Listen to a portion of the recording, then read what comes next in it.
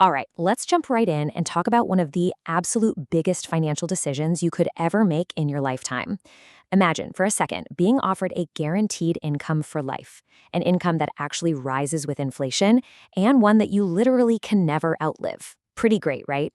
Now, imagine giving all of that up for a one-off lump sum of cash. It's incredibly tempting, but that lump sum comes with zero guarantees, and suddenly you have to manage and invest every single penny yourself.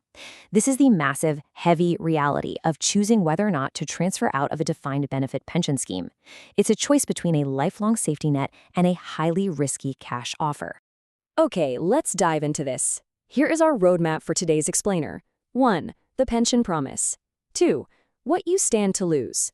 3. The British Steel pension scandal. 4. The regulatory crackdown.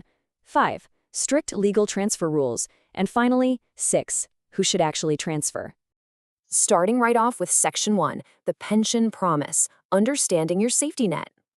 To really wrap our heads around the sheer amount of risk involved here, we have to zero in on one crucial word: promise. A defined benefit pension, which you've probably heard called a final salary pension, is a workplace scheme that promises you a very specific income in retirement. And this is calculated based on your salary and exactly how long you've worked for your employer. The employer guarantees to pay you that income for the rest of your life. So it fundamentally doesn't matter what the stock market is doing on any given Tuesday. Your employer bears all of the risk. Look at this side by side. It's literally night and day. With a defined contribution pension, which, let's be honest, is what most of us have today, you build up a pot of money, and the investment risk is entirely on you. When you retire, that pot is all you have. If the market crashes, or if you just happen to live longer than expected and the well runs dry, well, it runs dry. But with a defined benefit scheme, you have that guaranteed income. The entire burden of market risk sits squarely on the employer's shoulders, and that is an incredibly valuable asset. Let's move to Section 2, what you stand to lose, surrendering your guarantees. You know, it's really easy to get starry-eyed over a massive cash lump sum. It blinds people. But you have to ask yourself directly, what do you actually lose by transferring out? We need to reframe this. A transfer isn't just about gaining a big pile of cash to play with. It's about the permanent, irreversible loss of financial security. You can't just change your mind a year later. Once you're out, you are out forever. So what goes out the window? First, that guaranteed retirement income vanishes. Poof, gone.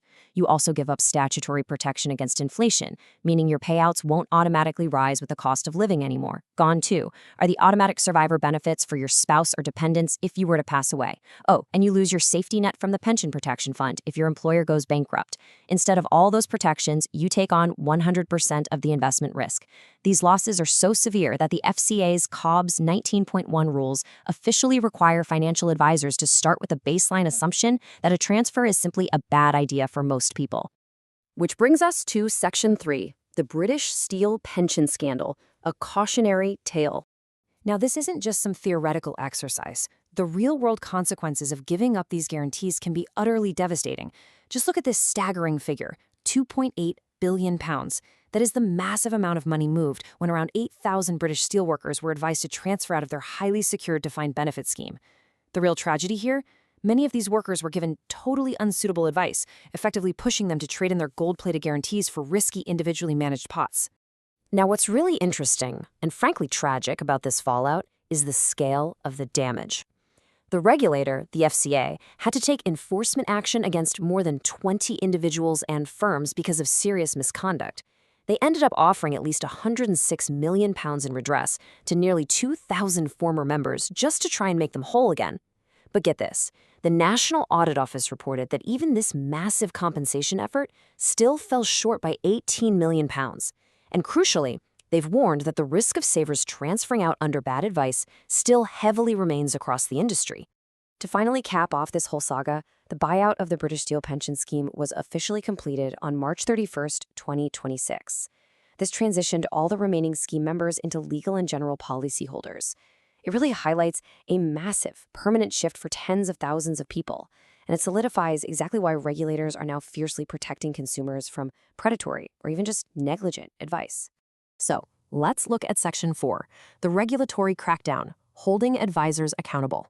Because of messes just like British Steel, regulators aren't just issuing polite warnings anymore. They are actively bringing the hammer down and outright banning advisors who get this wrong. 92%. Let that sink in. In an August 4, 2026 Upper Tribunal case, they upheld the decision to ban a financial advisor named Heather Dunn. Why? Because she advised a shocking 92% of her clients to transfer out of their secure, defined benefit pensions. That terrible advice led to over £126 million being moved out of secure schemes. The tribunal found she actually used backdated, dishonest agreements and falsely claimed to have given advice before she actually had.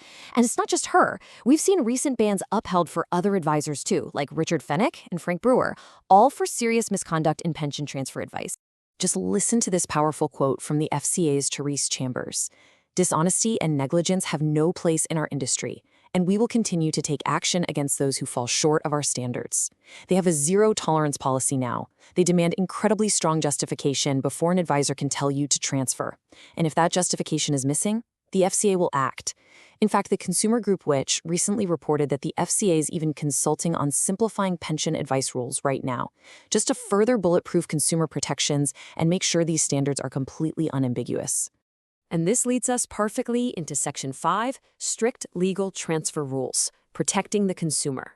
To protect you from making a catastrophic mistake with your life savings, strict legal roadblocks have been put into place. And the first one is a strict monetary threshold, £30,000. If your defined benefit pension is worth £30,000 or more, the law literally dictates that you cannot just transfer it on a whim. It is a strict legal requirement that you must take regulated advice from an FCA-authorised pension transfer specialist before any money moves anywhere. And this advice process? It is heavily regulated. It's not just a quick chat. Step 1, mandatory regulated advice. Step 2, and this is kind of wild, the advisor actually has to assume, scratch that. They are legally required to start with the assumption that a transfer is totally unsuitable for you. It's on them to prove otherwise. Step 3, they have to meticulously compare the benefits you're giving up against what you'd realistically get in a defined contribution scheme, perfectly matched to your personal risk tolerance. And Step 4, they have to cross-reference the official safeguarding framework, actively hunting for red and amber flags to detect potential scams. The overriding official guidance is incredibly clear. Never ever rush, and definitely don't transfer just because you've been dangled a giant cash sum up front. Which brings us to Section 6, who should actually transfer? The rare exceptions. So, with all these crackdowns and all these lost guarantees, is there anyone who should actually transfer?